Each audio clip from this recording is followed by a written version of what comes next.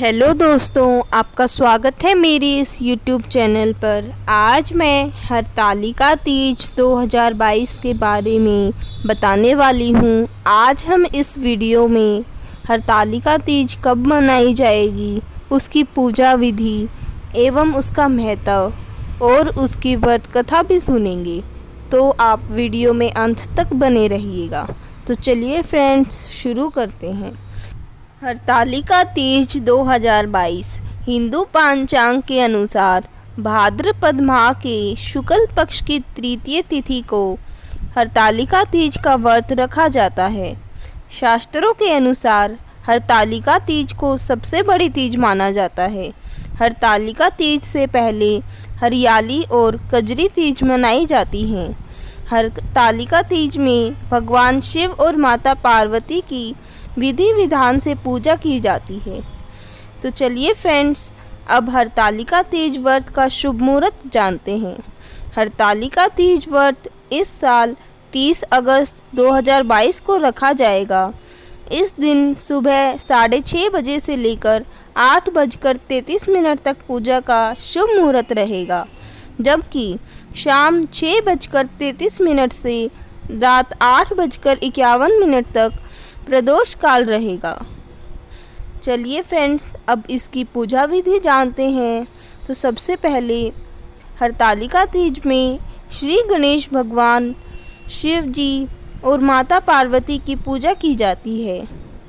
दूसरा पॉइंट, सबसे पहले मिट्टी से तीनों की प्रतिमा बनाई जाती है और भगवान गणेश को तिलक करके दूर्वा अर्पित करें।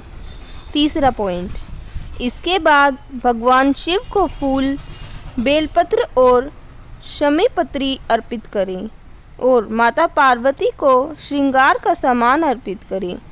चौथा पॉइंट, तीनों देवताओं को वस्त्र अर्पित करने के बाद हरतालिका तीज व्रत की कथा सुने या पढ़ें।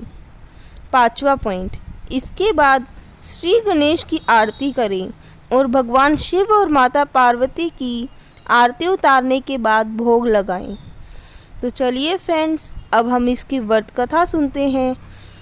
तो अब हम इसकी व्रत कथा शुरू करते हैं। इस व्रत के महामात्यम की कथा भगवान शंकर ने पार्वती को उनके पूर्व जन्म का स्मरण कराने हेतु इस प्रकार कही थी।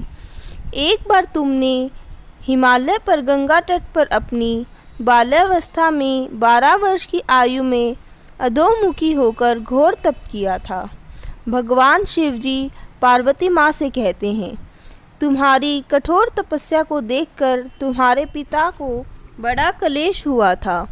एक दिन तुम्हारी तपस्या और तुम्हारे पिता के कलेश के कारण नारद जी तुम्हारे पिता के पास आए और बोले कि विष्णु भगवान आपकी कन्या से विवाह करना चाहते हैं। उन्होंने इस कार्य हेतु मुझे आपके पास भेजा है। तुम्हारे पिता ने विष्णु जी के प्रस्ताव को सहर्ष स्वीकार कर लिया। इसके बाद नारद जी ने विष्णु जी के पास जाकर कहा कि हिमालय राज अपनी पुत्री सती का विवाह आपसे करना चाहते हैं। विष्णु जी भी तुमसे विवाह करने को राजी हो गए। नारद जी के जाने के बाद तुम्हारे पिता ने तुम्हें बताया कि तुम्हारा विवाह विष्णु जी से तय कर दिया गया है।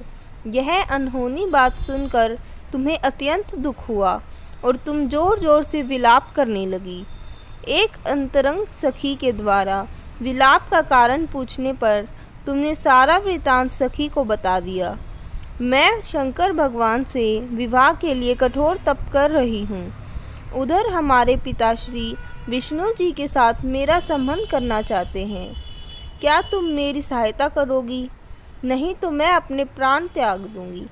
तुम्हारी सखी बड़ी दूरदर्शी थी। वह तुम्हें एक घनघोर जंगल में ले गई। इधर तुम्हारे पिता तुम्हें घर में न पाकर बहुत चिंतित हुए। मैं विष्णु जी से उसका विवाह करने का वचन दे चुका हूँ। वचन भंग की चिंता से वह मूर्छित हो गई। इधर तुम्हारी खोज होती रही और तुम अपनी सहेली के साथ नदी के तट पर एक गुफा में मेरी तपस्या करने में लीन हो गई। भाद्रपद शुक्ला की तृतीय को हस्त नक्षत्र में तुमने रेत का शिवलिंग स्थापित करके व्रत किया और पूजन तथा रात्रि जागरण भी किया। तुम्हारे इस कठिन तप व्रत से मेरा आसन डोलने लगा, मेरी समाधि टूट गई। मैं तुरंत तुम्हारे पास पहुंचा और वर मांगने का आशीर्वाद दिया।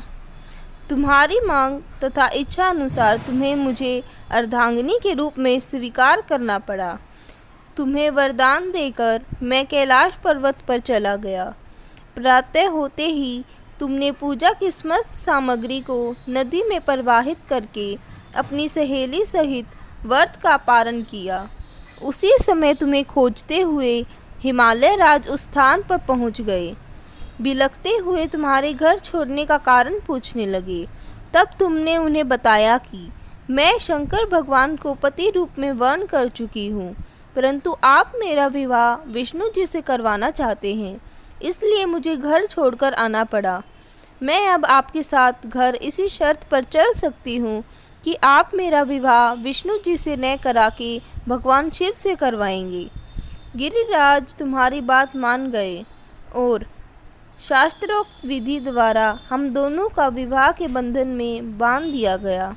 इस व्रत को हरतालिका इसलिए कहते हैं कि पार्वती की सखी उसे पिता के घर से हर कर घनघोर जंगल में ले गई थी। हरत अर्थात हरण करना और आलिका अर्थात सखी सहेली। हरतालिका हरत प्लस आलिका। शंकर जी ने पार्वती जी से यह भी बताया कि जो स्त्री इस व्रत को परम श्रद्धा से करेगी उसे तुम्हारे समान ही अचल सुहाग प्राप्त होगा। आज की हरतालिका तीज व्रत कथा यहीं समाप्त होती है। ऐसी ही वीडियोस पाने के लिए हमारे चैनल से जुड़े रहें और हमारे चैनल को सब्सक्राइब करना ना भूलें। Thank you for watching.